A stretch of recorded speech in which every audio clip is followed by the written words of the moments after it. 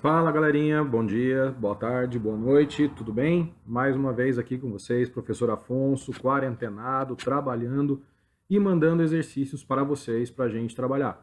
Então hoje a gente vai falar na aula 7 sobre exercícios das leis de Newton ou sobre as leis de Newton. Então a gente vai resolver alguns exercícios, dar exemplos aí para tirar as dúvidas e depois a gente vai conversando ali pelo Google para e explicar direitinho o que está acontecendo, beleza? Então, se cuidem, lavem a mão, estudem e bora para os exercícios. Primeiro exemplo, a gente tem o seguinte: uma folha de massa 0,3 gramas cai de uma árvore com velocidade constante. Determine a força resultante sobre essa folha, sabendo que ela está sujeita à força de resistência do ar, dado a aceleração da gravidade tem o valor de 9,8 metros por segundo ao quadrado. Bom, o que a gente tem que tomar cuidado nesse exemplo? Primeiro que ele deu para você a massa em gramas. Não pode, tem que passar para quilogramas. Para isso, você divide por 1000 ou põe 10 a menos 3. Segundo, quando ele fala para você velocidade constante. O que a gente sabe de velocidade constante? É quando a aceleração é igual a zero. Então, o que acontece? Se a folha está caindo com uma velocidade constante, sua aceleração vai ser igual a zero. E se a aceleração é igual a zero, a gente tem, pela segunda lei de Newton, força resultante igual a massa vezes a aceleração. Quer dizer que a força resultante tem que ser zero. Por que isso, Afonso? Não entendi. Nesse caso, quando a folha cai, a força-peso da atração na gravidade sobre ela e a força de atrito gerado pelo ar, tanto que ele fala ali no texto, ó, dá uma olhadinha para cima, que é para você levar em conta a resistência do ar, coisa que não é muito comum, mas ele falou. Então, para ela cair com velocidade constante, a força-peso e a força de resistência do ar, ou força de arrasto, como pode ser chamada, elas têm que ser iguais para se anular. Elas vão ter o mesmo módulo, o mesmo valor, mesma direção vertical, sentidos opostos. Então, sem precisar calcular, no caso, a força-peso, a gente consegue determinar que a força resultante é zero. Por quê? Porque a velocidade é constante. Se a velocidade é constante, a aceleração é nula. E a única maneira da aceleração ser nula é que a força resultante seja nula. Beleza? Então, isso aí que ele disse no exemplo 1. Joinha? Então, vamos para frente. O exemplo 2. O que fala ali no exemplo 2? Lá da Unespar do Paraná. Um corpo tem massa de 4 kg e ele é lançado sobre um plano horizontal liso com uma velocidade de 40 metros por segundo. Ele quer saber a intensidade da força que deve ser aplicada sobre o corpo contra o sentido do movimento, ou seja, para frear ele e parar ele em 20 segundos. Então ele vai ter 20 segundos para parar. Bom, o que está acontecendo? Primeiro vamos verificar as informações com muito cuidado. A massa do cara é 5 kg, já está em quilograma, show de bola. É lançado sobre um plano horizontal e liso com uma velocidade de 40. Essa velocidade é a inicial, é a que ele começou, é o V0, e já está em metros por segundo. Então, para nós, já facilita bastante. Eu quero saber a intensidade da força que tem que ser aplicada contra o movimento do corpo para pará-lo. Gente, esse termo parar o corpo, ele é muito importante, porque aqui tem uma informação que está escondidinha. Isso aqui quer dizer que a velocidade final dele tem que ser zero, tá? Então a velocidade final dele zero quando ele vai parar. E o tempo vai ser de 20 segundos. Então, vamos lá. Como que a gente resolve? Bom, a gente já viu nas aulas anteriores que a aceleração é ΔV sobre ΔT, ou seja, como você está vendo ali, velocidade final menos a inicial, V menos V0, dividido por tempo final menos o inicial, T menos T0. Fazendo as continhas, velocidade final é 0, menos 40, sobre o tempo que é 20. Menos 40 sobre 20 dá menos 2 metros por segundo ao quadrado. Então a aceleração dele é menos 2 metros por segundo ao quadrado. Só que eu vou usar essa aceleração em módulo, porque o sinal dela serve para determinar a direção e sentido. Só que ele já falou para a gente no enunciado que o sentido é contra. então eu não preciso repetir o sinal. Agora, abrindo mão, usando a segunda lei de Newton, força igual a massa vezes aceleração, força resultante, né? Eu tenho a massa que já estava em quilogramas, que é o 5. A aceleração, vou usar o 2, porque eu vou usar em módulo.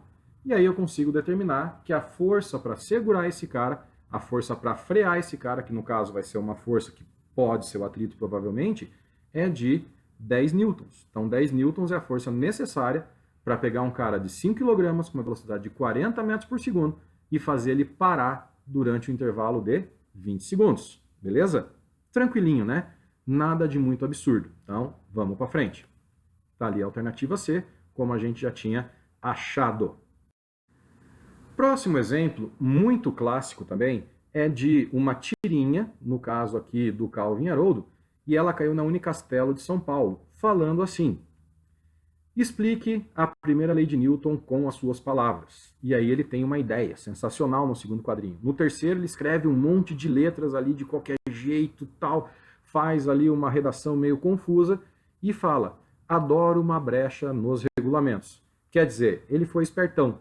O cara falou para explicar com as palavras dele, ele usou qualquer palavra. Parece a gente corrigindo prova quando vê isso daí, né? Então ele escreveu qualquer coisa, beleza? Essa é uma tirinha só para ilustrar, mas vamos ver o que a questão fala pra gente. Então, bora lá. Assinale a alternativa que contém um exemplo de aplicação da primeira lei de Newton. Lembrando para vocês, primeira lei de Newton é chamada lei da inércia. Um corpo que está em movimento tende a se manter em movimento, um corpo que está em repouso tende a se manter em repouso, até que uma força externa ou uma força resultante atue sobre ele. Então, lembrando da primeira lei de Newton, vamos para as alternativas. Um livro apoiado sobre uma mesa horizontal é empurrado horizontalmente para a direita com uma força de mesma intensidade da força de atrito que sobre ele atua, mantendo em movimento retilíneo uniforme. Traduzindo, o livro está em cima da mesa e você empurra o livro na mesma direção, tá, horizontal, na mesa, com uma força igual ao atrito. Bom, se a tua força for para a direita, o atrito vai ser para a esquerda. Se as forças têm a mesma intensidade, leia-se mesma intensidade como o mesmo valor, elas vão se anular. E aí, se elas se anulam, a força resultante é zero, o que vai me dar uma aceleração também igual a zero. Portanto, a letra A ela está corretinha, mas vamos ver as outras só por desencargo. Quando um tenista acerta uma bola com a sua raquete, exerce nela uma força de mesma direção, tudo bem, vamos supor que é horizontal, intensidade da bola que exerce na raquete, né? Mas de sentido oposto. Beleza, isso aí é verdade. Quando o cara bate a raquete na bola, a força vai ter a mesma direção, mesma intensidade, mesmo valor e sentidos opostos. Só que o problema é que a letra B não é da inércia. A letra B está falando para você sobre ação e reação. Então, a letra B não vale. A letra B não vou nem deixar ela ali marcadinha porque não faz sentido. Quer dizer, ela está certa, mas não responde a pergunta, tá? Letra C. Em uma colisão entre duas bolas de bilhar, a quantidade de movimento do sistema formado por elas imediatamente depois da colisão é igual à quantidade de movimento do sistema imediatamente antes da colisão. De novo, gente, essa alternativa, ela está certa. Só que vamos pensar um pouquinho. A gente já estudou quantidade de movimento? A gente já falou de quantidade de movimento? Não. Então ela não se aplica às leis de Newton. Ela fala de um outro assunto, que é quantidade de movimento, ou seja, outra coisa. A letra C também não pode. Letra D. Em um sistema de corpos onde as forças não conservativas não realizam trabalho, só pode acontecer transformação de energia potencial em cinética ou de energia cinética em potencial. Gente, não vou nem discutir. Usa a cabeça.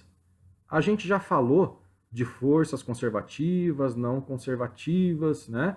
Então ele fala que as forças não realizam trabalho e só pode ocorrer a transformação de uma energia em outra. E não é verdade, tá? Você pode transformar a energia cinética em energia potencial, em potencial elástica, né? Em outros tipos de energia. Então não é só potencial em cinética e só cinética em potencial. Você pode transformar uma energia potencial em outra, por exemplo. Lembra das questões da bolinha caindo sobre a mola, transformando energia potencial gravitacional em energia potencial elástica. Então essa dela está conceitualmente errada, tá? Não é o que ele está falando ali, não está certo. Se a força resultante que atua sobre um carrinho de supermercado enquanto ele se move tiver intensidade dobrada, a aceleração também vai ter a intensidade dobrada. Certo? Se você dobra a força, mantendo a massa, você vai dobrar a aceleração. Tá ótima a letra E. Só tem um detalhe.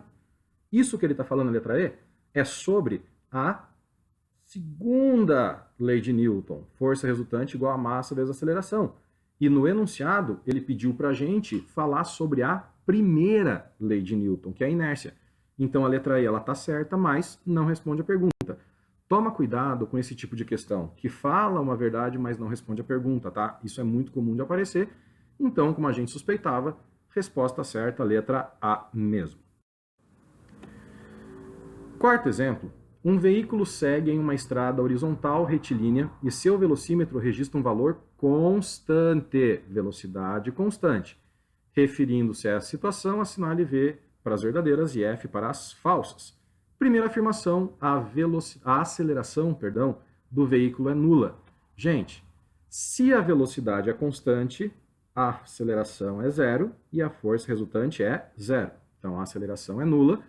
Primeira afirmação, beleza. A resultante das forças que atuam sobre o veículo é nula. Gente, se você analisar, a primeira e a segunda, elas se complementam.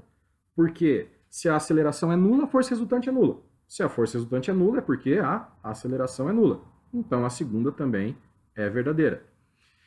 E a última, a força resultante que atua sobre o veículo tem o mesmo sentido do vetor velocidade. Gente, aqui ele está afirmando para você que tem força resultante. Só que, pera lá, as duas primeiras afirmações não falaram que a resultante era nula, então se as duas primeiras estão corretas, elas estão basicamente anulando a terceira, que está falsa. Então, a afirmação correta é VVF, ou seja, letra C. O exemplo 5 fala que após a cobrança de uma falta num jogo de futebol, a bola acerta violentamente o rosto de um zagueiro. Nossa senhora, chegou a deixar a bola quadrada ali. A foto mostra um instante que a bola encontra-se muito deformada devido às forças trocadas entre ela e o rosto do jogador. A respeito da situação, são feitas as seguintes afirmações. A força aplicada pela bola no rosto e a força aplicada pelo rosto na bola têm direções iguais, sentidos opostos e intensidade iguais, porém não se anulam. A força aplicada pelo rosto na bola é mais intensa do que a força aplicada pela bola no rosto, uma vez que a bola está mais deformada. Terceira, a força aplicada pelo rosto na bola atua durante mais tempo do que a força aplicada pela bola no rosto, o que explica a inversão do sentido do movimento da bola. Tá? A força de reação aplicada pela bola no rosto é a força aplicada pela cabeça no pescoço do jogador, que surge como uma consequência do impacto. Bom, ele quer que a gente ache as corretas, então vamos analisar cada afirmação. Primeiro, a força aplicada pela bola no rosto e a força aplicada pelo rosto na bola têm direções iguais, sentidos opostos e intensidade iguais, porém não se anulam. Certíssimo, gente. Isso daí é uma das definições da ação e reação. As forças têm que ter a mesma natureza, mesma intensidade, mesma direção e sentidos opostos. Só que não podem se anular, por quê? Porque uma é a força na bola e outra é a força no rosto. Forças em corpos diferentes não tem como se anular. Primeira é verdadeira. Segunda, a força aplicada pelo rosto na bola é mais intensa do que aplicada pela bola no rosto, uma vez que a bola está mais deformada. E aí, o que você acha? Olha só, falsa, né, gente? Se é ação e reação, a gente sabe que as forças têm que ter a mesma intensidade. Então, não faz sentido. Até porque, se você prestar atenção, a segunda ela meio que contradiz a primeira. Então, se você marcou a primeira como certa, não dá para marcar a segunda como certa também. Beleza? Então, uma meio que anula a outra. Terceira, a força aplicada pelo rosto na bola atua durante mais tempo que a aplicada pela bola no rosto, o que explica a inversão do sentido de movimento da bola. E aí? Falso, né, gente? Porque as forças de ação e reação, elas têm o mesmo valor, elas têm a mesma direção, sentidos opostos e atuam durante o mesmo tempo. Não tem como uma força agir mais do que a outra, porque a força de contato, enquanto a bola está em contato com o rosto, as forças estão agindo. Então a 3 é falsa. E a última, a força de reação aplicada pela bola no rosto é a força aplicada pela cabeça no pescoço do jogador que surge como uma consequência do impacto. Meu Deus do céu. Gente, uma coisa é a força entre o rosto e a bola. Outra coisa é a força entre a cabeça e o pescoço. São coisas diferentes, são duas situações diferentes, são duas maneiras diferentes de analisar. Então não dá para você dizer que uma força que age num ponto é exatamente igual a outra só porque vai ter uma consequência. Então a força do pescoço com a cabeça é uma consequência, tá? Não que ela vá ser igual, de repente amorteceu ali, né, durante a transmissão dessa força, houve alguma outra coisa que a gente não tem certeza, o problema não fala. Então, não posso afirmar isso, portanto, a 4 é falsa. Fica certa só a primeira, né? Ou seja, a alternativa A. Até aí, tudo tranquilo? Tudo claro? Estão acompanhando? Beleza, vamos para frente. Sexto exemplo. O peso de um objeto na Lua é 48 newtons. Determine o peso desse objeto na Terra, né? Dados, gravidade da Terra 10 metros por segundo ao quadrado, e ali o 2 saiu meio para cima, mas tudo bem, você entendeu que é metro por segundo ao quadrado, e a gravidade na Lua 1,6 metros por segundo ao quadrado. Bom, o que a gente sabe de peso? Peso nada mais é do que um caso específico da segunda lei de Newton, só que ao invés de força resultante, que é igual a massa vezes aceleração, a gente faz peso, que é igual a massa vezes gravidade. Eu tenho peso na Lua e a gravidade na Lua. Então, eu posso calcular sua massa. Tá ali, ó, dá uma olhadinha. Peso 48, massa é o que eu quero, gravidade 1,6. Passa 1,6 dividindo, 48 por 1,6 dá 30. Outra coisa importante demais, a massa, ela não se altera. A massa não muda de um lugar para outro. Então, se a massa do cara na Lua é 30, a massa do cara na Terra também vai ser 30. Opa, eu tenho a massa e tenho a gravidade. Quero calcular o peso. Então, ali, ó, a massa não depende da gravidade, ela é constante. Então, a massa do cara, como eu já falei para você, na Terra e na Lua são iguais. Joga de novo na equação do peso, que é a massa vezes gravidade. Então, a massa é 30, gravidade na Terra é 10, pelo que ele deu. O peso vai ser 300 newtons, ou seja, letra B, a alternativa B. Pessoas, crianças, isso aqui foi uma aula de exercícios, um enfoque específico sobre as leis de Newton. A gente já tinha abordado exercícios sobre o início da matéria, velocidade e aceleração. Tenta fazer ali os problemas da apostila de vocês, tenta resolver as questões ali da apostila de vocês, né? Aí a gente consegue, com base nisso, poder avançar. Então, só retomando, que eu dei uma paradinha ali porque travou o computador, sugiro para vocês o caderno de atividades, nossa, tá passando um barco aqui na rua. Caderno de atividades, na página 26, os exercícios 35 até o 42, tá? Então, caderno de atividades, página 26, exercícios do 35 até o 42, para dar uma complementada, para deixar você bem confortável aí e resolver qualquer dúvida, a gente vai conversando, a gente vai se falando, beleza? Então é isso aí. Obrigado pela atenção de vocês. Até a próxima. Daqui a pouco a gente está junto de novo. Se cuidem. Vida longa e próspera para todo mundo. E o nosso cumprimento de longe a partir, né, dessa quarentena fica assim, graças ao Sr. Spock. Abraços, se cuidem. Fui.